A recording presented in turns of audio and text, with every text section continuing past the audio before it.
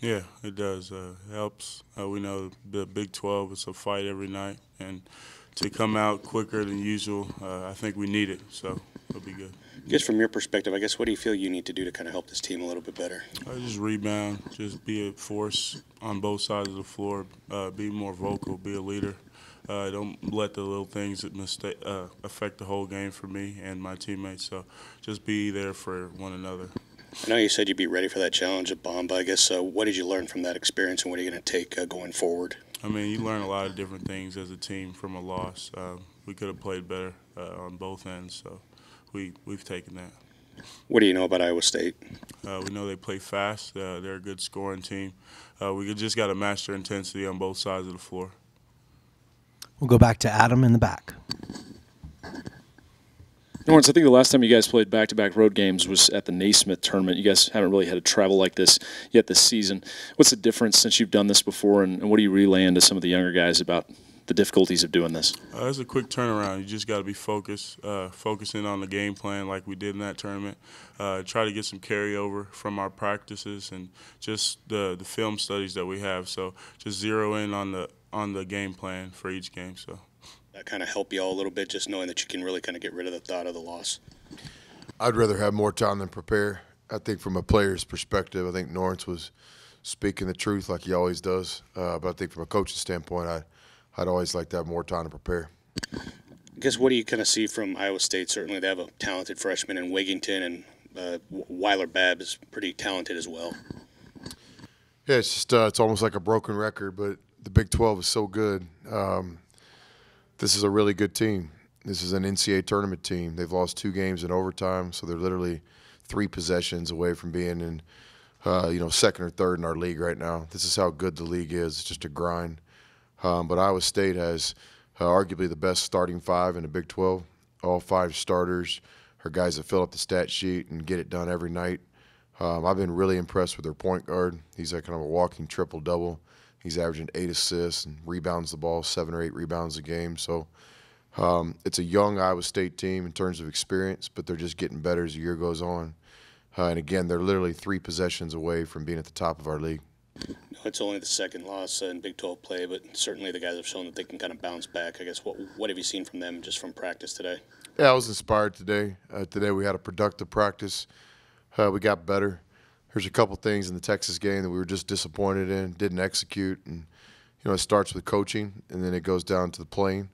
And I thought today we had a good practice. I guess with that balance of coaching and playing, I guess what are you kind of seeing either from the film or just kind of on the court that you can do to kind of help Tommy and Lawrence kind of get going, or even Naeem? I know he's a guy that had stepped up in Big 12 play, and it seems like now maybe he's less aggressive, I guess, if that's the correct term.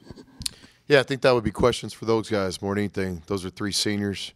Lawrence, a redshirt junior. But I don't hide from the truth. Those 3 guys have got to play better. We've got to get better play from Tommy and Lawrence. We're doing everything we can from a coaching standpoint to try to help those guys.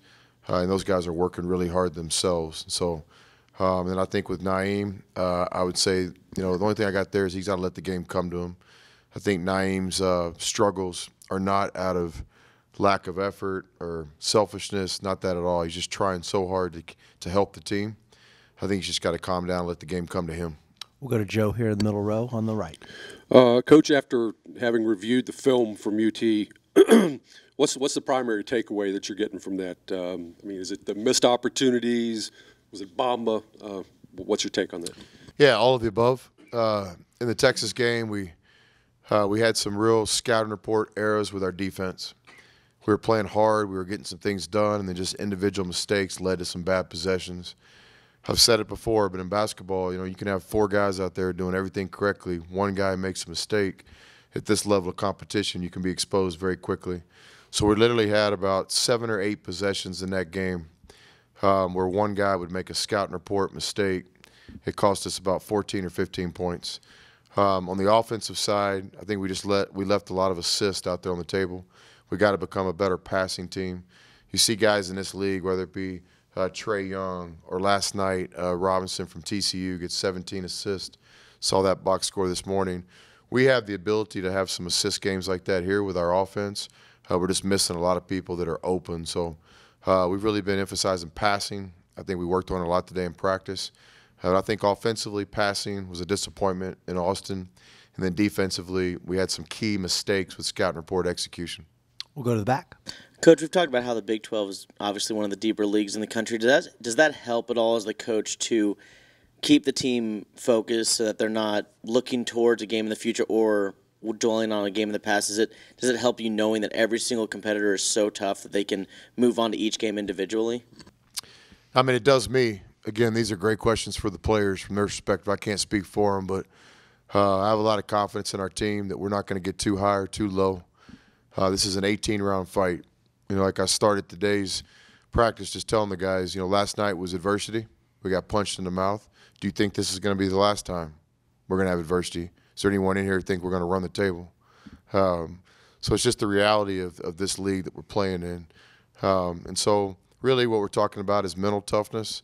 We're talking about perseverance. We're talking about consistency. We're talking about putting yourselves in a position every night to have a chance. And even with the disappointments last night in Austin, we cut it to 4 points with 7 or 8 minutes left in the game.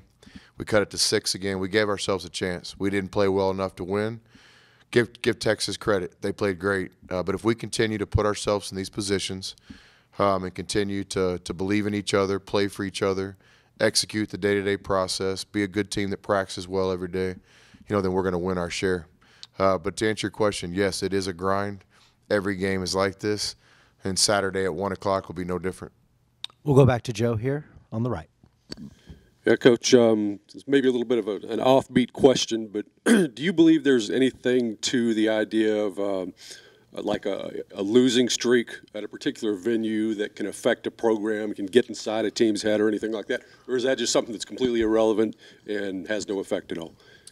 Oh, I don't know. I mean, our guys were talking about Kansas. We hadn't won there in forever, and I think in Austin too, we wanted to win that game really badly for a lot of different reasons. But those things pop up.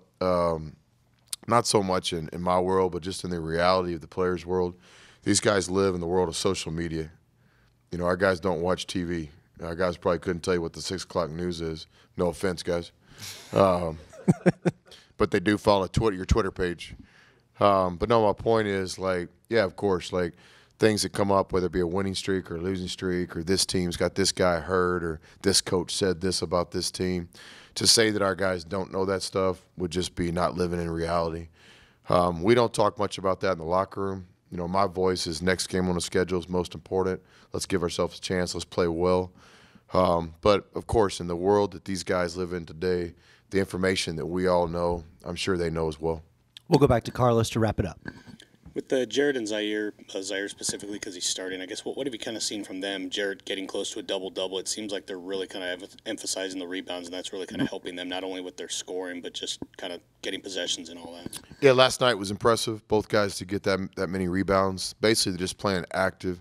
They're 2 young, active players. I've been really impressed with the confidence they play in. They don't seem to let mistakes or big moments affect them. It just looks like Culver out there hooping. It looks like Z out there hooping.